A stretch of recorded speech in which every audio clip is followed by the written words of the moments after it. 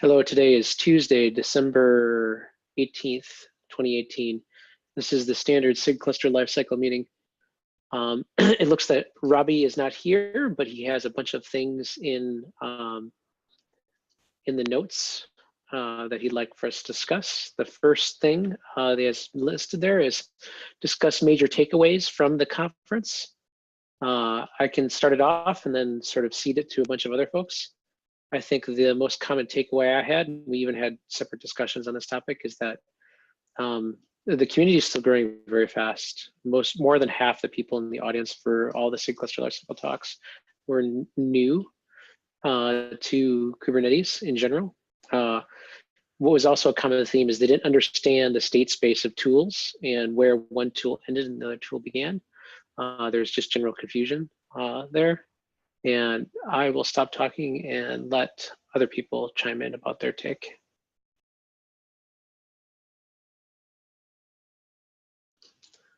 All right, start talking or I'm going to call people out.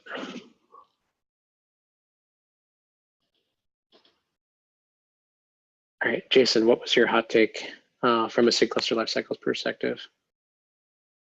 I think I'll second your comment about there being confusion around what tools exist and why and where they fit in the ecosystem. And a lot of the conversations I had were around where does KubeADM begin and other tools, you know, where does KubeADM end and other tools begin? Where does Cluster API fit into the ecosystem and all of that stuff? And you know, it seemed a lot of light bulbs came on when, you know, I described how, you know, we're trying to kind of commoditize the common bits so that, you know, you can still, you know, differentiate with the different tools on user experience and opinionations and things like that.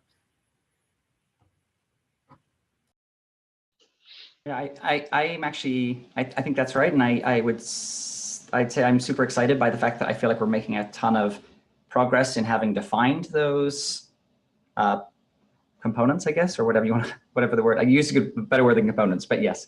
And I think that will help address the issue when we have this sort of stack of modular pieces. And then, you know, COPS is a combination of them and KubeSpray is and other tools are, right? I certainly felt a similar story for Kind and MiniCube. For instance.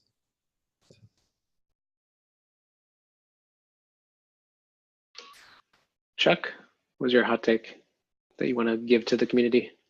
I joined a little bit late. This is about KubeCon and SIG Cluster Lifecycle. Yep. Yeah. The interesting tool that I saw come up a bunch was Kind. It was funny to see that pop up in a bunch of different places. But I think that's still like, we're still looking at that and how to use that. As far as SIG Cluster Lifecycle conversations, there were a lot of conversations I had with random people on the floor who were just sort of interested in upgrading of clusters, managing clusters, and a lot of noise was made about Cluster API, the excitement around Cluster API.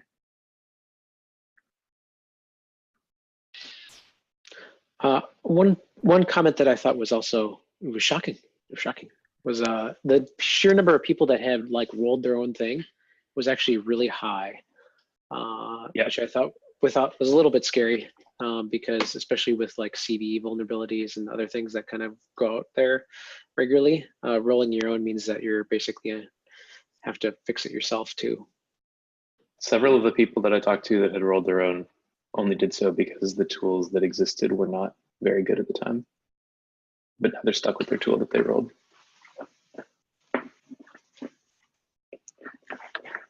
I don't know if we could make some form of adoption. Adoption is pretty hard. Like adoption of an existing cluster into a tool is pretty hard. I don't know if we could do a works 80% of the time type tool, or at least like give you some guideline on like this might help. But it is a tough problem. I think migration tools, like workload migration tools, like that actually bleed traffic over in a meaningful way. Like Andy Goldstein did a great talk called Clusters as Cattle last KubeCon, not this last one, but the one before that, where we basically pieced together some different tools to allow folks to migrate workloads in a piecemeal fashion from A to B. And that's a highly useful thing to get people off of, a legacy environment. Are there any other hot takes that folks wanted to outline from KubeCon related to the SIG? I actually had a question. I missed a lot of the talks just because I was hanging out at the Heptio booth. Were there any tools around SIG Cluster Lifecycle that were announced or released during KubeCon? Jeff and I finally showed our work on add-on operators, or how to power our suggestion for how to do add-ons, and we'll talk about that later. I wanted to apologize to the SIG for not having got our ducks in a row to be able to talk about it at our prior SIG meeting before showing our work at KubeCon, which is not the way we intended to do it, but that's how it happened, I'm afraid. I'm sorry. But yes, so there was that. I don't know if... Cool. Oh yeah, I'd love to watch that video. That sounds great. One of the things I really liked was our continued discussion about KubeADM, and I really felt like KubeADM, ties the room together like a good rug. There's so many now that it's basic, it's GA. So many people are building on top of it, and I think that's really wonderful. Yeah, it was a massive effort. I think that's probably I think one of the highlighted pieces too is that I think the community in general is really really appreciative of the work that we're doing, because it is hard to do this stuff. It's exceedingly hard for folks to manage it on their own. And in the absence of having a fragmented sort of ecosystem of vendoritis tools, being able to rely on the community is actually super helpful.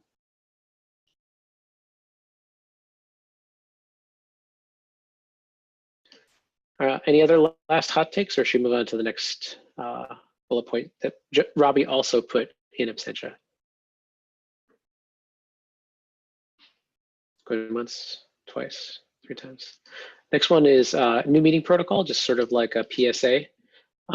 When we join the meetings, it'll auto record. I don't have to, the person who's a chair can be the host, and then they can mute or boot people as needed. And it'll automatically be recorded, and someone else is responsible for auto uploading the videos, which will be nice. It also prevents the accidental, my kid clicked on this thing and added it to our video playlist. I don't know if folks were aware, but at one point in time, we actually had some cat videos inside of SIG Cluster Lifecycle that had nothing to do with me. It was ex people who were on the SIG, who were chairs on the SIG. Their kid had taken over their phone, and of course, watch that later, add it to the list. So we had to get rid of all the pets, is that right? Exactly. So now our ACLs have been revoked from uploading to YouTube. No, it just automates it and makes it a little bit cleaner. Last, go ahead. I was going to say, so this is happening for the subgroup meetings as well? That's something I need to figure out. I know that Robbie and I believe so, for most of the sub-projects. I believe Robbie had set up the separate meetings. So if Robbie had, I can take a look. Why don't you ask me on Slack again? Okay. Maybe in like a day or so, because right now I'm in the newly acquired company phase where I'm filling out massive forms all the time. Right. Yeah. And so I will totally forget where what I need to do and where my brain is every other day. I was asking because I would like to figure out what the process is for getting the correct Zoom setup for the MiniCube meetings. Mm-hmm. Right now, in the past, we were doing it on Hangouts, which of course isn't available to a great number of people. So, we need to switch it to Zoom, and I just am not sure how, other than rolling my own. So, yeah, I will take a look at our ACLs for Slack.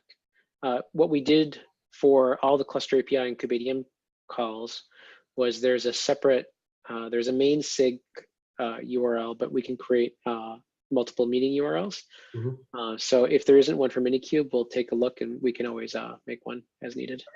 I'll follow up with you on Slack. Thank you. In the hosting instructions above the agenda document, I asked Robert, what is a host key? Because that's unclear. I'm going to have to defer right now because I haven't actually walked through the instructions. I just came in auto recording and I figured I'd figure it out later. Jimmy, Jason has walked through it.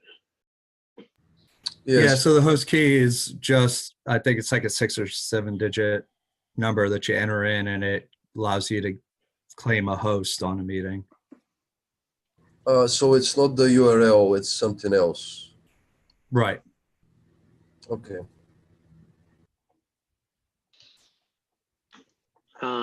Next up is cancel the January 1st meeting. I'm going to say yes, probably. I think everyone is on some form of PTO of some kind.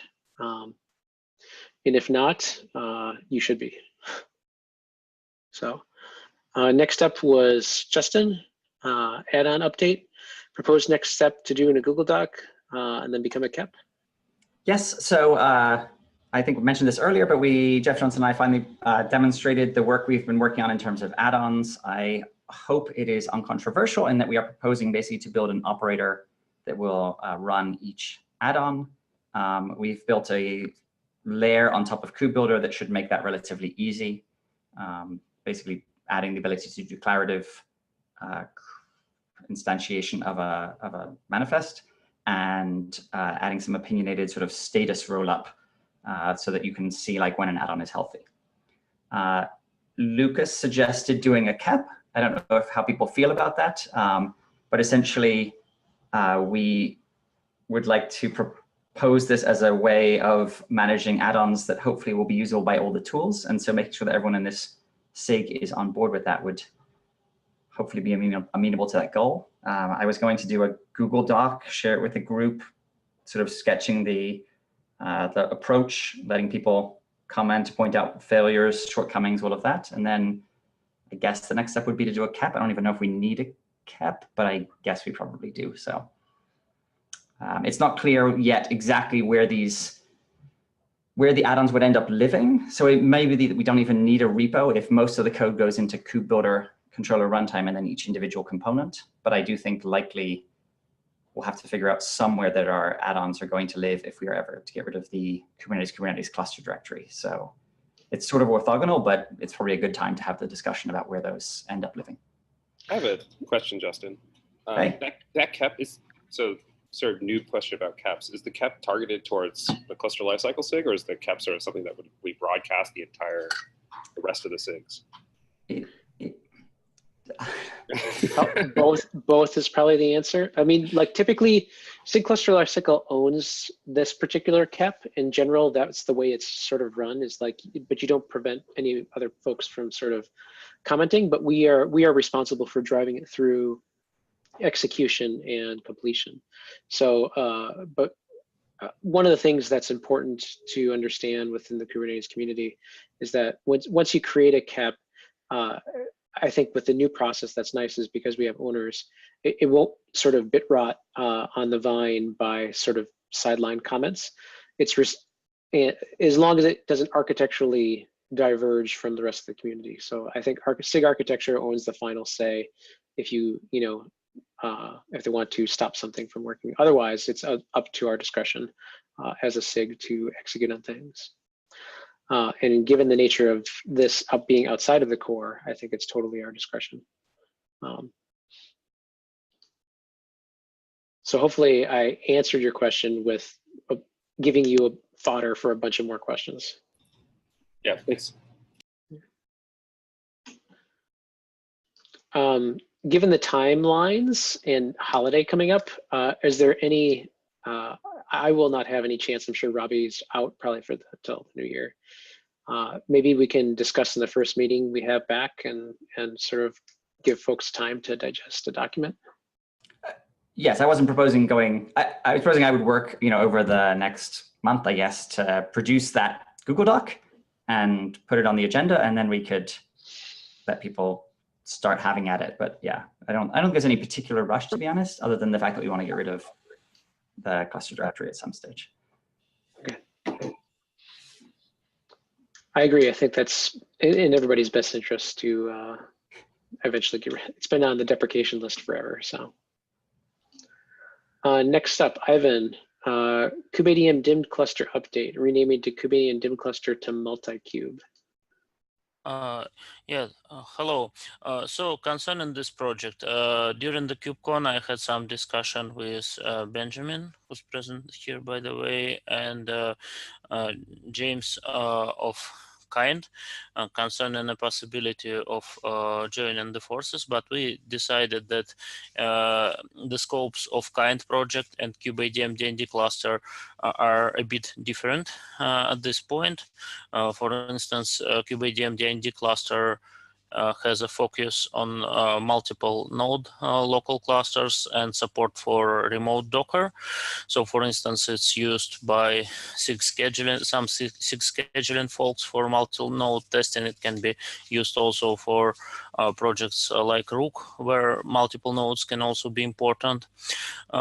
Besides that, I'd like to say that there will be an update very soon, even maybe today, with Kubernetes 1.13 support. And at the same time, the most important problem of the project will be fixed, namely the scripts that you download and the image going out of sync. The project will have the proper releases from now on. But one problem that still remains here is that the name of the project is not very well chosen. And the idea is to highlight its purpose and how it differs, for instance, from MiniCube, is to rename it to MultiCube. I actually was suggesting this to Timothy at KubeCon after this talk, but well, as far as I understand, there needs to be a procedure for that, and folks need to agree if this should really be done. As a bit of an aside to that, both of those things are things we said are in scope, and there's actually PR out for one of them now. There's some other things that are maybe a bit different though, like the way Kubernetes is built and shipped.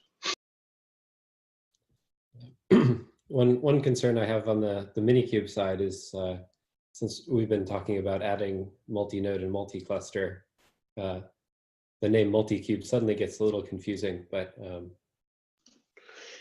I would think maybe we want to hold on a renaming for like a time period for like the next 6 months, just because of the potential conflicts that could arise from the different tools and how they would want to overlap and relate. I think the Venn diagrams now are not purely overlapping, but I think as time progresses, they will overlap. And there'll also be a confusion of discovery, right? I'm not opposed to the idea in general once we've kind of settled, but I think it might cause more confusion than benefit in the near term. Do other people have thoughts there? Okay, let's not do their name then. I was just a suggestion. Okay. I think we can hold, and then revisit the topic maybe after a couple of releases. Okay, sounds good. Thanks.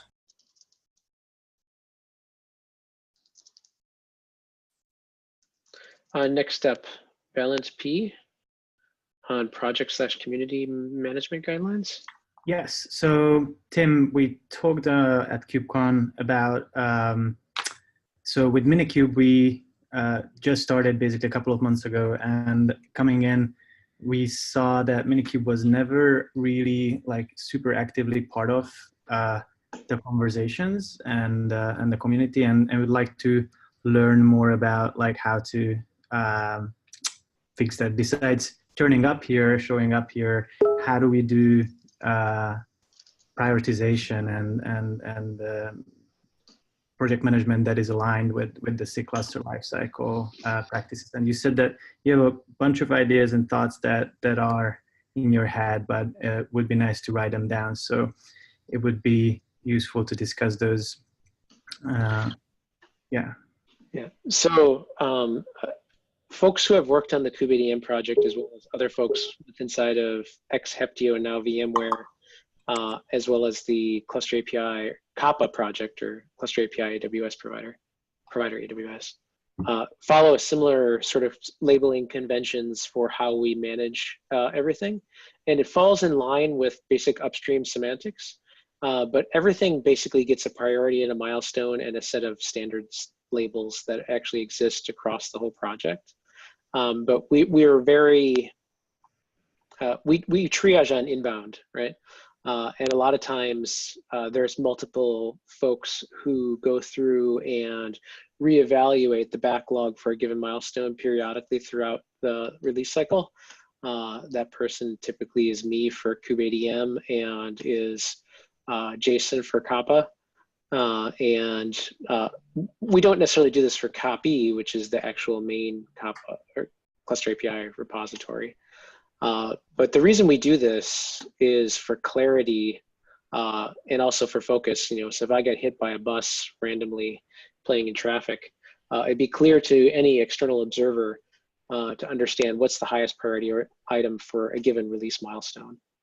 And it's also clear to, like, for a person who is coming in new or fresh to the project, what areas are good to contribute to. Now, the one thing that's kind of missing from this sort of implicit structure is being very explicit about it, as well as denoting some practices that we do. For example, even though you're assigned, a person might be assigned to an issue, that doesn't actually mean that they are the sole person that is executing on it. What they can often do is if a person comes in and says, oh, I'll take this issue /assigned, or if they can, if they're not a core contributor, just say, like, you know, somebody else needs to shepherd me, and then say lifecycle is active. Once lifecycle is active, that does mean that they are the ones creating the patches, and SIG leads or sub-project leads or COPE will make sure that they shepherd through the process, that the patches are actually making their way through. This denotes that, you know, you don't need to, if somebody else is scanning the backlog, don't pick up that item, right? That item's not a good one for you to work on because there's already patches in flight. So hopefully I've given you the 50,000 foot TLDR view of it, but I absolutely do think we should codify this into potentially the community repository. So if you go to,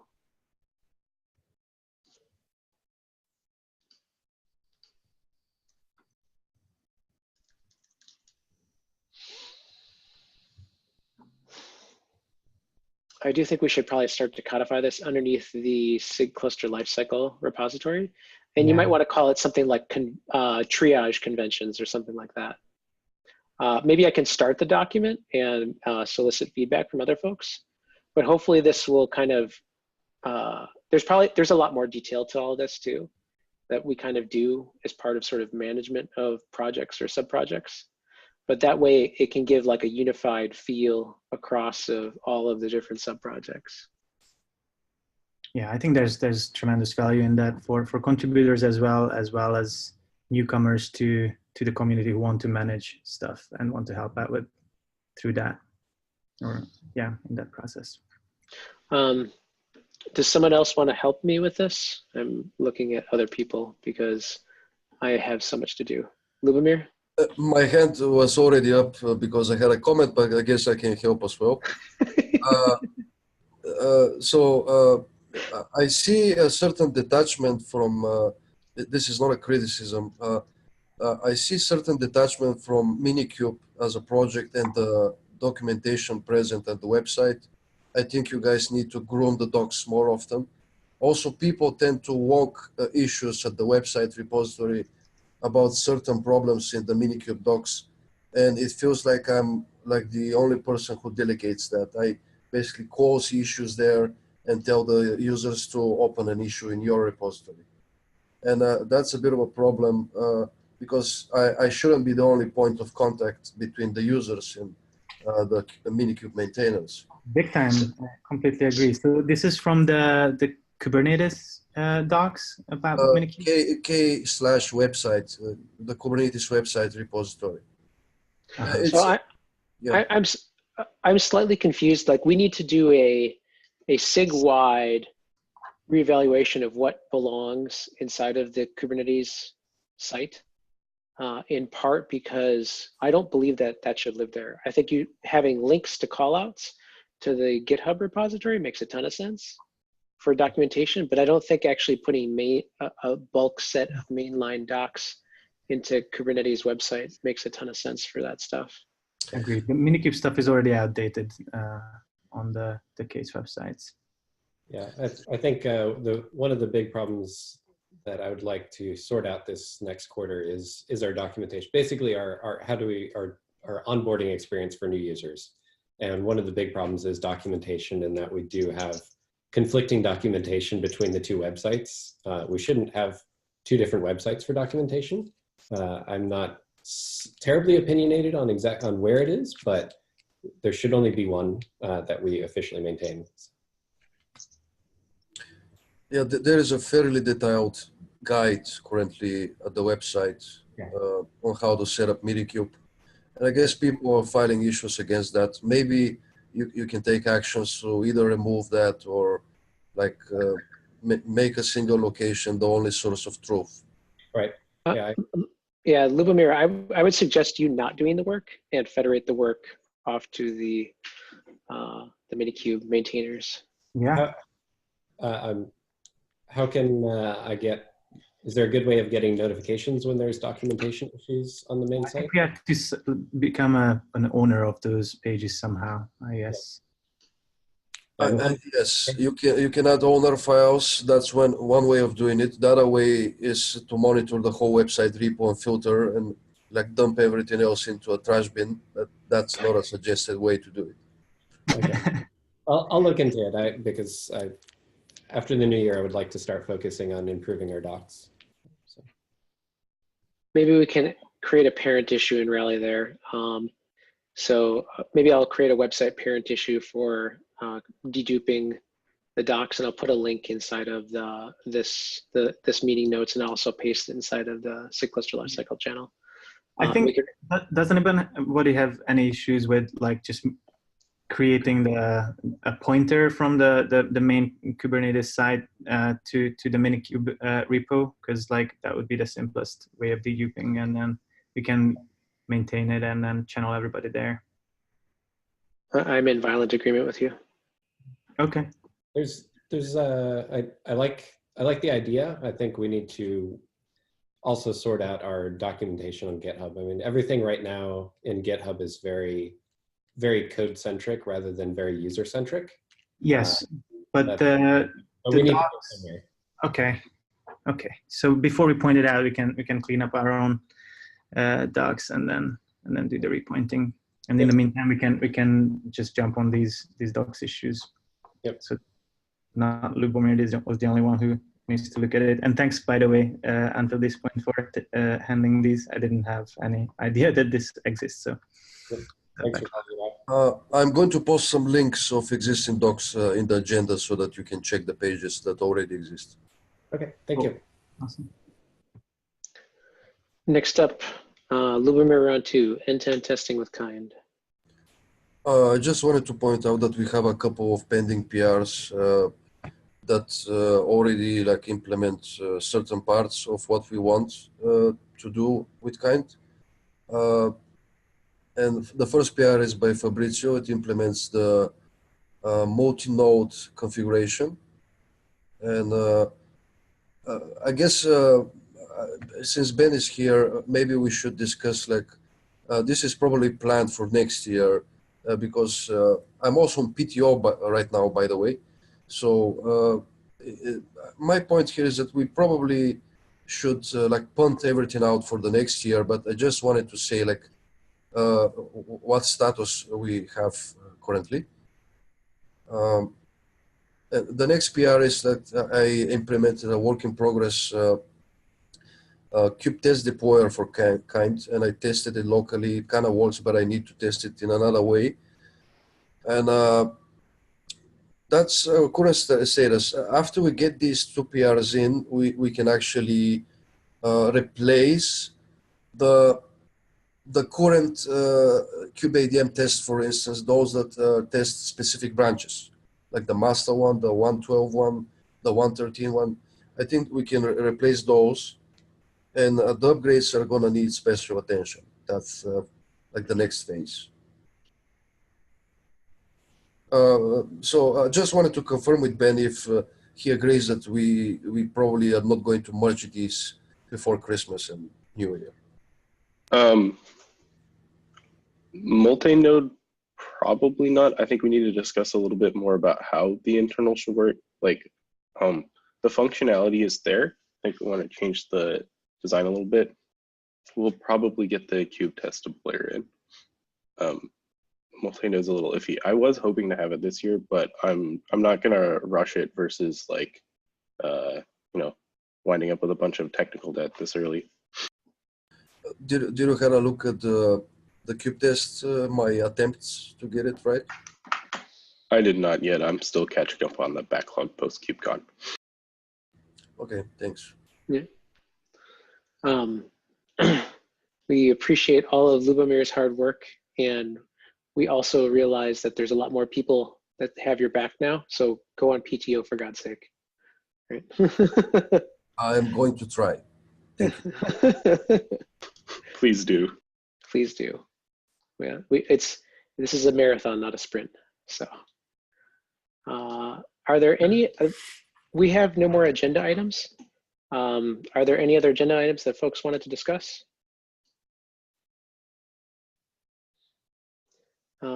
The only thing that I think is broadly applicable that I can think of is part of a conversation we had with the Cluster API working group at KubeCon, was that I think it's totally okay for pieces of Cluster API to fragment and then coalesce and fragment and then coalesce as we start to get more maturity and experience with some of these different provider implementations. But I do think that before we go through promotion phases, and I don't know if Robbie logged the issue, that we should definitely have like a reevaluate or dedupe work across different providers. I can follow up on that, but I thought that is a general PSA that I think is worthy of the broader sort of announcement. Otherwise, I'll give the 3 call to see if there's any more topics. More topics going once, twice, 3 times. All right, let's call it. I will cancel the other meeting. Happy holidays and take care, everyone. See you in the new year. Bye, everybody. Happy holidays. Bye, everyone. Yeah. Take care.